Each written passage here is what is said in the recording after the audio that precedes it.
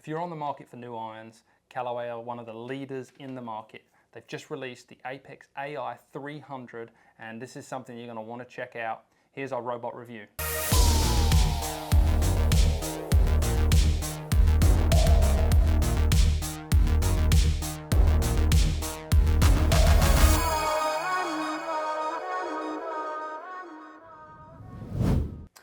Yeah, this is new, and this is basically replacing the DCB, right, Yes. which is a slightly bigger Apex in the past.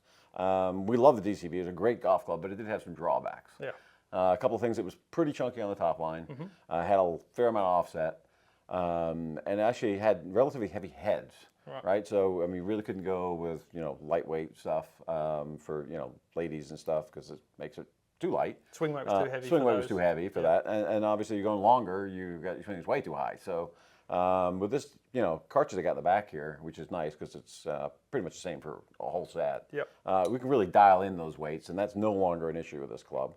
Plus the fact I think it just looks cleaner. It looks a lot cleaner. Much better. Yeah. Hard to distinguish between 200 and 300 because they're both closed in body. And they're kind of designed to be mixed, right? I mean, it's not the 100%, only company doing this. I mean, a lot of companies are, and I've played a mixed set for 30 years. I can't even remember not playing a mixed set at some point, at least a pitching wedge. But, that's designed for this. So you could certainly blend these 300s with the 200s or even play one of the tours on the wedge. In the bottom end, or something, yeah. So that's a pretty big advantage. It's a little wider sole than the 200. I'm a big fan of that rounder. Right. Look at that leading edge camera. And the leading edge got a lot of camera and stuff on it. So this is really, this is going to be great for somebody who hits down on it a little bit.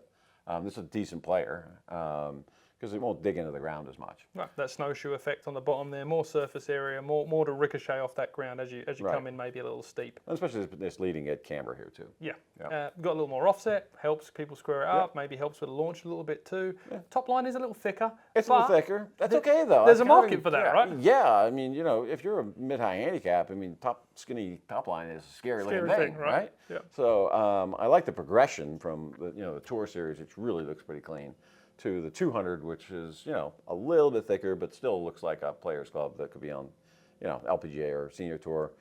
This one's just a little bigger yet, so a little inspiring for the longer irons for sure. Yeah, and what I will say again, Callaway's story, look, feel, consistency. This is also the fully forged construction of forged face, forged body, and that's very rare for that size club to have that, right? Yeah, absolutely. I mean, there's a lot of clubs say forged on it right now, and really to say forged, you just have to forge something, right? So some have forged faces that are put onto a cast body, or whatever. But this is fully forged, right? So this is a full forged club.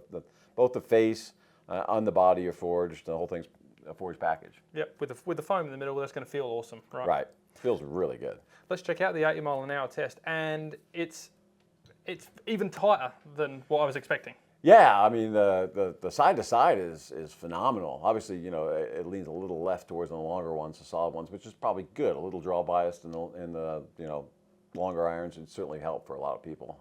But really tight left to right. And the same thing talking about that center strike, if you're looking at center vertically up the face, around that mark is awesome. And this is where that AI face tech comes in. They're making the heel and toe in the center do all the same thing. The balls end up in the same spot. Right. The trade-off is the low shot again.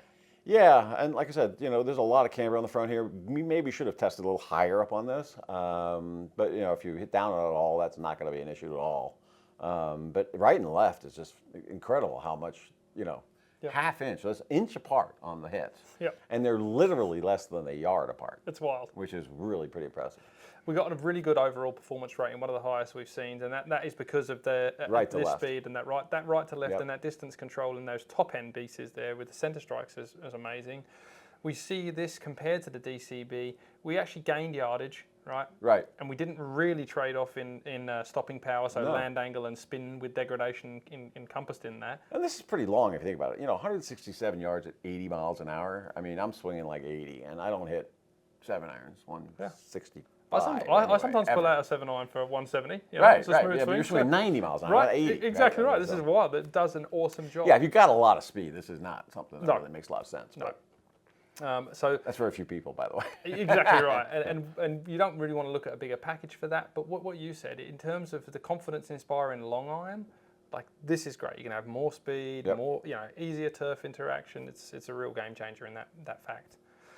just like we talked about, this is easy to blend with the 200 and potentially others. It's not just okay, that's the one I want. It's all about fitting, dialing in, the loft. These are forged, so you're going to have some ability to change your loft and lie. We want to make sure that you get that absolutely bang on for your game. Head to a Worldwide Golf, head to a cool clubs near you, and get fit for this product.